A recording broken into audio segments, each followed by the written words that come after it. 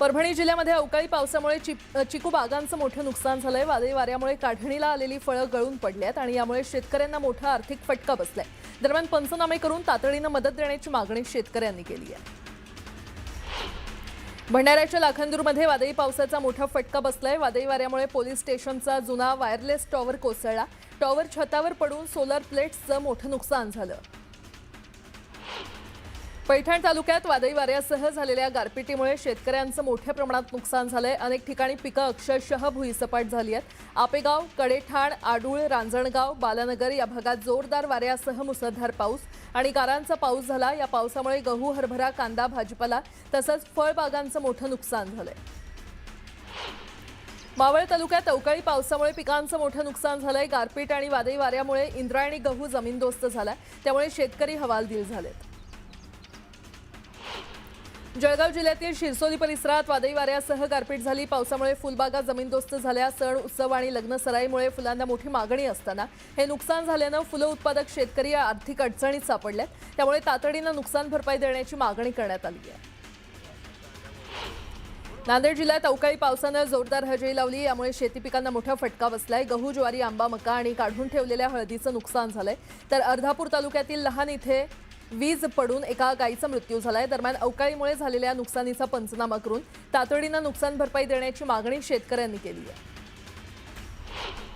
वादळी वारा आणि गारपिटीसह झालेल्या अवकाळी पावसानं जुन्नर तालुक्यातील शिवनेरी हापूस आंब्याचं नुकसान झालंय। पारुंडे, येणेरे या परिसरातील 650 हेक्टरवरील आंब्याचं नुकसान झाल्यामुळे आंबा उत्पादक शेतकरी आर्थिक अडचणीत सापडलेत।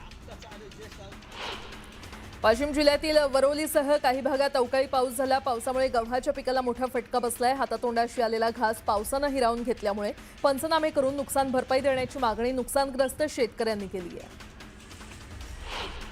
धुळे जिल्ह्यामध्ये अवकाळी पावसानं हजेरी लावली आणि यामुळे शेती पिकाचं मोठं नुकसान झालंय। वादळी वारा आणि गारपिटीमुळे कापणीला आलेली पिकं जमीनदोस्त झाली आहेत। तातडीनं पंचनामे करून नुकसान भरपाई देण्याची मागणी शेतकऱ्यांनी केली आहे।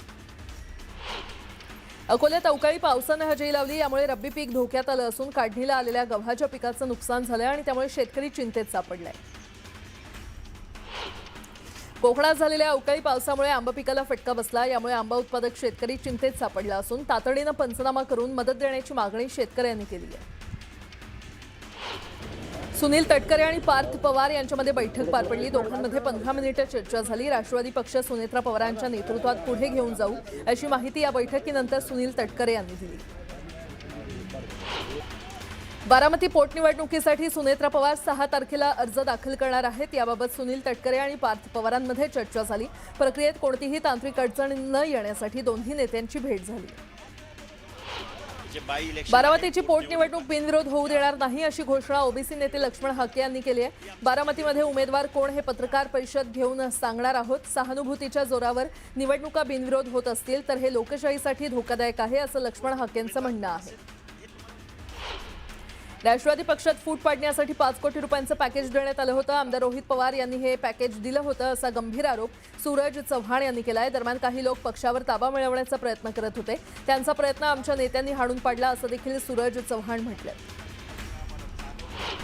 मुंबई महानगरपालिकेच्या आयुक्तपदी अश्विनी भिडे यांची नियुक्ती झाली आहे। अश्विनी भिडे यांच्या नावाची अधिकृत घोषणा करण्यात आली आहे। अश्विनी भिडे मुंबई महापालिकेच्या पहिल्या महिला आयुक्त ठरल्या आहेत। 20 मार्चला साताऱ्यामध्ये जिल्हा परिषदेत अध्यक्षपदाच्या निवडणुकीदरम्यान राडा झाला होता। मात्र जिल्हा परिषद अध्यक्ष निवडणुकीआधीच 16 मार्चपासून या ठिकाणची सीसीटीव्ही यंत्रणा बंद असल्याची माहिती समोर आली आहे। याबाबत संशयाचं वातावरण निर्माण झालंय। सीसीटीव्ही बंद असणं ही गंभीर बाब असून याची चौकशी झाली पाहिजे अशी मागणी पालकमंत्री शंभूराज देसाई यांनी केली आहे। मावळचे आमदार सुनील शेळके यांनी एकविरा देवीकडे सुनेत्रा वाहिनी मुख्यमंत्री व्हाव्यात अशी प्रार्थना केली। कार्लगडावर नवनिर्वाचित लोकप्रतिनिधींनी देवीचं दर्शन घेतलं। यावेळी विकासाला गती देण्याचा निर्धार व्यक्त करण्यात आला। जळगाव शहरातील 5ही एलपीजी गॅस पंप बंद असल्यानं रिक्षा चालकांनी आपला मोर्चा आता ग्रामीण भागातील एलपीजी गॅस पंपाकडे वळवलाय। जळगाव शहरापासून 15 ते 20 किलोमीटर अंतरावर गॅस भरण्यासाठी जावं लागत असल्यानं ऑटो रिक्षा चालकांना आर्थिक भुर्दंड सोसावा लागतोय। नेरळ परिसरातील ताईचा वडापाव सारख्या प्रसिद्ध खाद्य व्यवसायांना सध्या मोठ्या अडचणींचा सामना करावा लागतोय। गॅस पुरवठा वेळेवर होत नसल्यामुळे काही ठिकाणं बंद होण्याच्या मार्गावर आहेत, तर काही व्यावसायिक कसेबसे इतर पर्याय शोधून व्यवसाय सुरू ठेवतात। ताईचा वडापाव सेंटरला कोळशाच्या शेगडीवर सुरू ठेवण्यात आले। छत्रपती संभाजीनगरमध्ये ऑटो एलपीजी गॅस टंचाई तीव्र झाली असून शहरातील बहुतांश गॅस पंप गेल्या 2 दिवसांपासून बंद आहेत। त्यामुळे सावंगी परिसरातील सुरू असलेल्या एकमेव गॅस पंपावर रिक्षा चालकांनी मोठी गर्दी केली। गॅस मिळवण्यासाठी शेकडो रिक्षा चालक रांगेत उभे असल्याचं पाहायला मिळालं। आखाती देशांच्या युद्धामुळे इंधन टंचाई होण्याच्या भीतीनं मुक्ताईनगर तालुक्यातील पेट्रोल पंपावर मोठ्या संख्येनं नागरिक पेट्रोलसाठी रांगा लावत आहेत, तर दुसरीकडे 500 लिटरच्या मोठ्या प्लास्टिक टाक्यांमध्ये नियमबाह्य पद्धतीनं डिझेल आणि पेट्रोल भरून नेलं जात असल्याचा धक्कादायक प्रकार समोर आलाय। आखाती देशात सुरू असणाऱ्या युद्धाचा फटका सोलापुरातील गारमेंट आणि टेक्सटाईल उद्योगाला बसतोय। सोलापुरातील वस्त्र उद्योग निर्यात विस्कळीत झाली आहे, तर कच्चा माल महागलेला आहे। युद्धामुळे जवळपास 1200 ते 1500 कोटींचा व्यवहार ठप्प झालाय। वेळीच युद्ध थांबलं नाही तर सोलापुरातील 35 ते 40 हजार कामगारांवर बेरोजगारीची वेळ येऊ शकते। 1 एप्रिलपासून राष्ट्रीय महामार्गावर टोल पद्धतीत मोठा बदल होणार आहे। कॅशऐवजी डिजिटल पेमेंटला अधिक प्राधान्य दिलं जाणार आहे। याबाबत टोल प्लाझावर सूचना जारी करण्यात आल्या असून वाहन चालकांना तयारी करण्याचं आवाहन करण्यात आलंय। डिजिटल पेमेंटमुळे व्यवहार अधिक सोपे आणि जलद होणार आहेत, तर 1 एप्रिलपासून फास्टॅगच्या वार्षिक शुल्कातही वाढ होणार आहे। उल्हासनगर महापालिकेच्या सर्वसाधारण सभेमध्ये लाडकी विद्यार्थिनी योजनेची घोषणा करण्यात आलेली आहे। या योजनेला माजी आमदार ज्योती कलानींचं नाव देण्यात येणार आहे। कलानींच्या नावाला भाजपच्या नगरसेवकांनी जोरदार विरोध केलाय। या योजनेला सावित्रीबाई फुले यांचं नाव देण्याची मागणी भाजपनं केली आहे। महाराणी ताराराणी या जैन समुदायाच्या होत्या आणि असं वक्तव्य जैन मुनी आचार्य नयन पद्मसागर यांनी केल्यानं नवा वाद निर्माण होण्याची शक्यता आहे। औरंगजेबाचा नाश करण्यासाठी जैन महाराणी असलेल्या ताराराणींचा जन्म झाला असं वक्तव्य आचार्य नयन पद्मसागर यांनी केलं। त्यांच्या या वक्तव्यावरून आता सामाजिक आणि राजकीय वाद निर्माण होण्याची शक्यता आहे। महाराणी ताराराणी या हंबीराव मोहिते यांच्या कन्या छत्रपती शिवाजी महाराज यांच्या स्नुषा होत्या, तर त्यामुळे त्या कोणत्याही कुळातील आहेत हे नव्यानं सांगण्याची गरज नाही। मात्र इतिहास माहीत नसताना जैन मुनींनी असं वक्तव्य करू नये असं इतिहास अभ्यासक इंद्रजीत सावंत म्हटले। खराच्या पत्नीलाही लवकरच अटक होण्याची शक्यता आहे। भोंदू अशोक खरात यानं शिर्डीतील शेतकऱ्याची जमीन बळकावल्याप्रकरणी पोलिसांनी अटक केलेल्या 2 आरोपींना राहता न्यायालयानं 3 दिवसांची पोलीस कोठडी सुनावली आहे। या प्रकरणात अशोक खरात आणि त्याच्या पत्नीसह 5 जणांवर शिर्डी पोलीस ठाण्यात गुन्हा दाखल करण्यात आलाय। ठाकरेंच्या शिवसेनेच्या नेत्या सुषमा अंधारेंनी नामकरण आवारेंवर गंभीर आरोप केलेले आहेत। बुवाबाजी वाढवण्याचं काम आवारेंनी केलं असून आसामी नामकरण पुस्तकावर अंधारेंनी आक्षेप घेतलाय। आसामी नामकरण पुस्तकाची प्रस्तावना खरातनं लिहिल्याचं त्यांनी सांगितलं। खरात आणि आवारेचे घनिष्ठ संबंध असून याबाबत चौकशी करावी अशी मागणी अंधारेंनी केली आहे। बुलढाणा जिल्ह्यातील संग्रामपूर तालुक्यात काल रात्री वादळी वाऱ्यासह अवकाळी पाऊस कोसळला। या पावसानं केळी, संत्रा, मका, ज्वारी, गहू या उभ्या पिकांचं मोठ्या प्रमाणात नुकसान झालंय। शेतकऱ्यांच्या कष्टाचं पीक अक्षरशः जमीनदोस्त झाल्यामुळे पुन्हा एकदा शेतकरी संकटात सापडलाय। पुण्याच्या मार्केट यार्ड आणि चाकणच्या कांदा बाजारात मावळातील कांद्याला मोठी मागणी आहे। मात्र अवकाळी पावसामुळे उन्हाळी कांदा खराब झाला असून कांद्याचे बी गळून पडलेले आहेत, त्यामुळे शेतकरी आर्थिक अडचणीत सापडलाय। जळगावच्या चाळीसगाव तालुक्यात झालेल्या अवकाळी पावसामुळे कांदा उत्पादक शेतकऱ्यांवर दुहेरी संकट ओढवलंय। एकीकडे निर्यात बंदीमुळे कांद्याला हमीभाव मिळत नसताना दुसरीकडे वादळी वाऱ्यासह झालेल्या अवकाळी पावसानं शेतकऱ्यांचं मोठं नुकसान केलंय। गणपूरसह तालुक्यातील अनेक गावांमध्ये काढणीला आलेली कांद्याची पिकं अक्षरशः जमीनदोस्त झाली आहेत।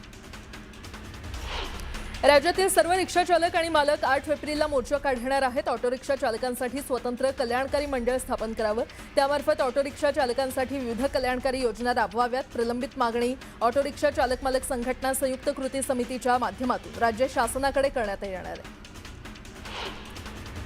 मुंबईमध्ये मार्च महिन्यातील घर विक्री समाधानकारक ठरलेली आहे। मार्च महिन्यामध्ये मुंबईत 15,534 घरांची विक्री झाली आहे, तर या घर विक्रीतून मुद्रांक शुल्क वसुलीच्या रूपाने राज्य सरकारला 1,492 कोटी रुपये महसूल प्राप्त झालाय। महायुती सरकारनं नवीन आर्थिक वर्ष 2026-27 साठी रेडी रेकनर दरांमध्ये कोणतीही वाढ न करण्याचा महत्त्वपूर्ण निर्णय घेतलेला आहे। यामुळे बांधकाम क्षेत्राला मोठा दिलासा मिळणार असल्याची माहिती महसूल मंत्री चंद्रशेखर बावनकुळे यांनी दिली आहे। नोंदणी महानिरीक्षक आणि मुद्रांक नियंत्रक कार्यालयामार्फत 1 एप्रिल 2026 पासून लागू होणारे हे दर जैसे थे ठेवण्यात आले। नवी मुंबई विमानतळावरून उड्डाण करणाऱ्या आणि आगमन होणाऱ्या विमानांची संख्या वाढत असली तरी सार्वजनिक वाहतूक व्यवस्थेचा अभाव आहे। नवी मुंबई विमानतळावरून अंधेरीला जाण्यासाठी एका प्रवाशाला उबर टॅक्सीसाठी 3,000 रुपये मोजावे लागले। विमान तिकिटापेक्षाही नवी मुंबई विमानतळावरून प्रवास करणं अधिक महाग असल्यानं प्रवाशांकडून ज्यादा बस आणि मीटर टॅक्सीची मागणी करण्यात येते। पुणे बेंगळुरू महामार्गावर तासवडे टोल नाक्यावर हायवे पोलिसांचा अजब प्रकार पाहायला मिळाला। वाहतूक पोलिसांनी गाडी मधोमध लावत वाहन चालकांवर कारवाई केली, पण अशा प्रकारामुळे अपघाताचा धोका असून पोलिसांच्या कारवाईवर प्रश्न उपस्थित केले जात आहेत। सरकारनं पुन्हा एकदा व्यावसायिक एलपीजी सिलेंडरच्या दरात वाढ केलेली आहे। आजपासून व्यावसायिक गॅस सिलेंडर 195 रुपयांनी महागलेला आहे। या नवीन दरांचा थेट परिणाम हॉटेल, रेस्टॉरंट आणि व्यवसायांवर होणार आहे। या दरवाढीनंतर मुंबईत व्यावसायिक सिलेंडरची किंमत 2031 वर पोहोचली आहे। मुंबई महापालिकेच्या कर संकलन विभागाने 31 मार्चपर्यंत 7,534 कोटी कर जमा केला आहे। विशेष म्हणजे काल शेवटच्या दिवशी एका दिवसात 337 कोटी 26 लाखांहून अधिक कर जमा करण्यात आलेला आहे।